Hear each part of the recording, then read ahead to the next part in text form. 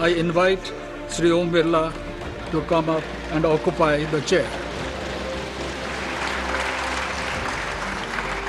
फिर से ओम बिरला लोकसभा के अध्यक्ष चुन लिए गए।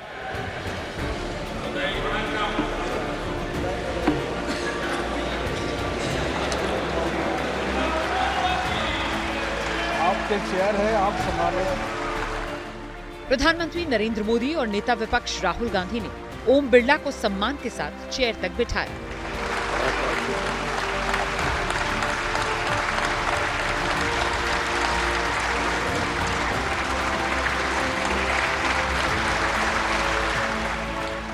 ये भारतीय लोकतंत्र की सच्ची तस्वीर है, जहां पक्ष विपक्ष तमाम विवादों को भूल एक साथ एक मंच पर लोकतंत्र का जश्न मनाते हैं।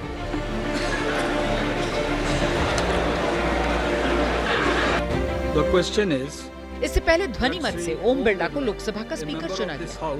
be chosen as the speaker of this house. Those in favor may say aye. सबसे पहले पीएम मोदी ने ओम बिरला के नाम का प्रस्ताव रखा।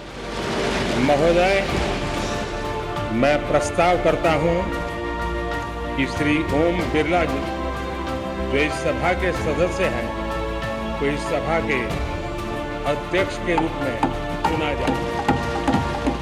इसके बाद सरकार के कई बड़े मंत्रियों ने ओम बिरला के समर्थन में प्रस्ताव रखे। पक्ष से माननीय प्रधानमंत्री जी द्वारा प्रस्तुत प्रस्ताव का मैं समर्थन करता हूँ। सभी नेताओं ने एक सुर में ओम बिरला को अध्यक्ष बनाए जाने का स्वागत किया। ये सदन का सौभाग्य है कि आप दूसरी बार इस आसन पर विराजमान हो रहे हैं। आपको और इस पूरे सदन को मेरी तरफ से मैं बहुत बहुत बधाई देता हूं। Speaker sir, I'd like to congratulate you for your successful election for the second time that you have been elected. आप इस सदन के स्पीकर दोबारा चुने गए हैं।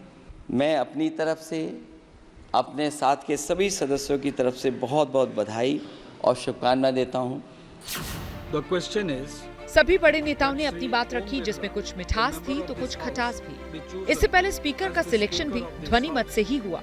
विपक्ष की तरफ से भी वोटिंग की कोई मांग नहीं हुई। ऐसे में आप सोच रहे होंगे, आखिर विपक्ष की तरफ से के सुरेश को उम्मीदवार क्यों बनाया गया? आखिर क्यों ओम बिरला का सिलेक्शन सर्वसम्मति से नहीं हो पाया? तो इसके पीछे विपक्ष की रणनीति है। सत्ता पक्ष का भी एक सदस्य खड़ा होकर डिवीजन मांग सकता था। तो हमारा जो काम था कि लोकतंत्र की हत्या हुई थी, डिप्टी स्पीकर का पद जो विपक्ष को जाना चाहिए, भाजपा नहीं दे रही थी, बुलडोज कर रही थी, तो हमने अपना सांकेतिक विरोध दर्ज करा दिया। श्री ओम बिरला जो पक्ष और विपक्ष कुछ देर पहले तक एक सुर से भारतीय लोकतंत्र की सुंदर तस्वीर पेश कर रहा था,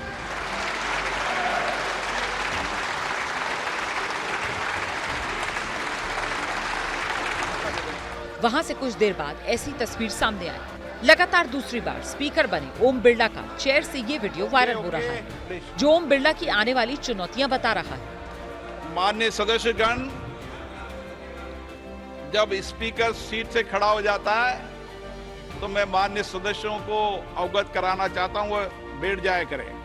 ये मैं पहली बार कह रहा हूं, मुझे 5 साल कहने का अवसर नहीं मिलना चाहिए। वैसे बता दें, स्पीकर की पहली स्पीच में ही पक्ष और विपक्ष में आने वाले तीखे संग्राम की आहट दिख गई। देश में आपातकाल इमरजेंसी। स्पीकर ने इमरजेंसी को लोकतंत्र के इतिहास का काला अध्याय बताया। हम उन सभी लोगों की संकल्प शक्ति की सराहना करते हैं। 2 मिनट का मौन रखते हैं। मौन रखवाया। इस दौरान विपक्ष हंगामा करता नजर आया।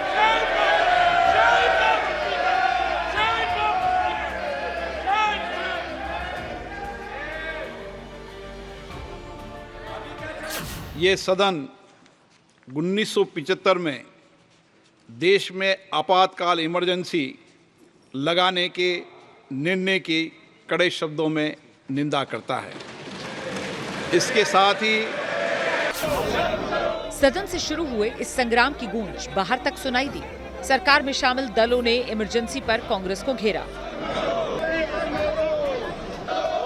ये एक ऐसा काला अध्याय है जो कि इतिहास में दर्ज है और इससे हम लोगों को सतर्क रहने की ज़रूरत है और वो तभी आएगी जब इस पर चर्चा होगी। मौजूदा पीढ़ी, आने वाली पीढ़ी जब इससे सीख लेगी।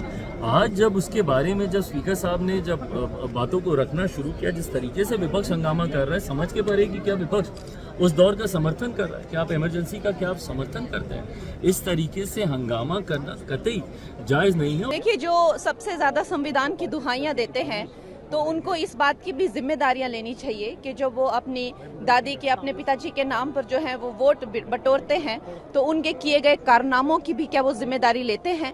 सबके संवैधानिक अधिकार जो है इन्होंने छीन लिए थे, वो सब भी हम बार बार दुनिया को याद दिलाएंगे ताकि इस तरह का खिलवाड़ जो है संविधान से के साथ दूसरी बार हो ना पाए।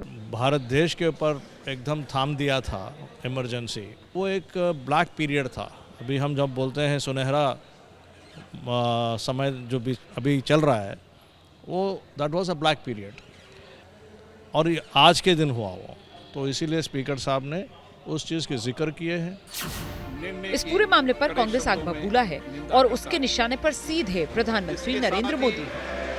हम उन सभी लोगों की 1975 में जो इमरजेंसी लगी थी वो संविधान के तहत लगी थी, उस पर खेद भी व्यक्त किया गया। ये निश्चित रूप से आग लगाने का काम हुआ है। एक तरफ तो आप अपील करते हो प्रधानमंत्री जी कि किसी तरीके से सब मिलजुल कर सदन को चलाएं और दूसरी तरफ आप इस तरह आग लगाते हो। आग लगाने की आदत से बाज है। पहले दिन आज इस तरीके से जो राजनीतिकरण सरकार द्वारा अध्यक्ष जी के वक्तव्य का करवाया गया है, मैं समझता हूँ इसके निंदा। आप लोगों को सरकार ने अध्यक्ष से करवाया है ये राजनीतिकरण इमरजेंसी के नाम पे। अभी तो नए सत्र की शुरुआत हुई है, लेकिन जिस तरह से दोनों तरफ से तेवर नजर आ रही हैं, वो आने वाले दिनों में बड़े संग्राम का संकेत है। जब स्पीकर सीट से खड़ा हो जाता है तो मैं माननीय सदस्यों को अवगत कराना चाहता हूँ, वो बैठ जाया करें। ये मैं पहली बार कह रहा हूँ, मुझे 5 साल कहने का अवसर नहीं मिलना चाहिए।